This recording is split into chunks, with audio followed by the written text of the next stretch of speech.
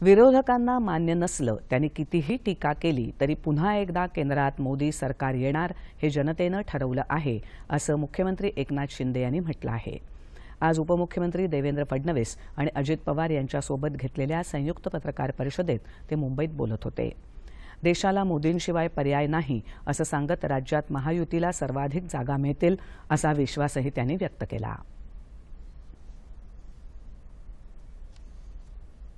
आज सगळ्यांनी ठरवलंय की पुन्हा एकदा मोदी सरकार येणार आणि त्यामुळे दर वेळेला 2014ला पण मोदीजींची बदनामी त्यांनी केली। सगळे पक्ष एकत्र आले, काय झालं त्यांचं हे झालं। 2019ला फार सुपडा साफ झाला त्यांचं, ते विरोधी पक्ष नेत्यासाठी लागणारा आकडा पण नाही आला। आणि 2024ला आता तर खऱ्या अर्थाने लोकांमध्ये फक्त आणि फक्त मोदी गॅरंटी चालते।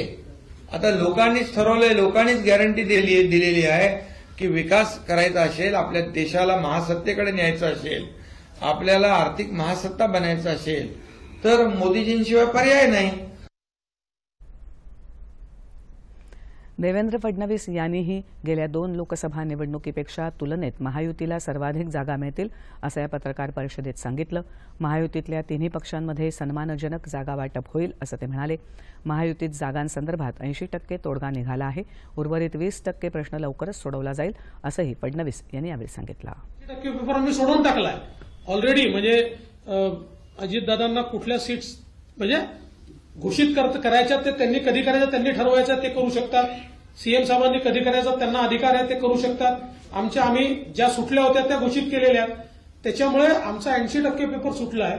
20% पेपर आम्ही लवकर सोडवून टाकू। पण आमचं देखील काही अनुभव आहे, आमचाही काही एक्सपिरियन्स आहे, त्याच्या आधारावर आम्ही तुम्हाला एवढंच सांगतो की ज्यावेळी निकाल येतील, मागच्या 2 निवडणुकांमध्ये महायुतीला जेवढ्या जागा मिळाल्या त्यापेक्षा जास्त जागा महायुतीला मिळतील, कमी जागा मिळू शकत नाही।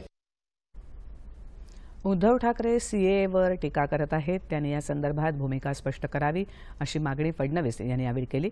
उद्धव ठाकरे यांनी तुष्टीकरणाचं धोरण अवलंबलं आहे। एका विशिष्ट समाजाला खुश करण्यासाठी उद्धव ठाकरे यांनी आपली सीएए बद्दलची भूमिका बदलली आहे अशी टीका फडणवीस यांनी यावेळी केली।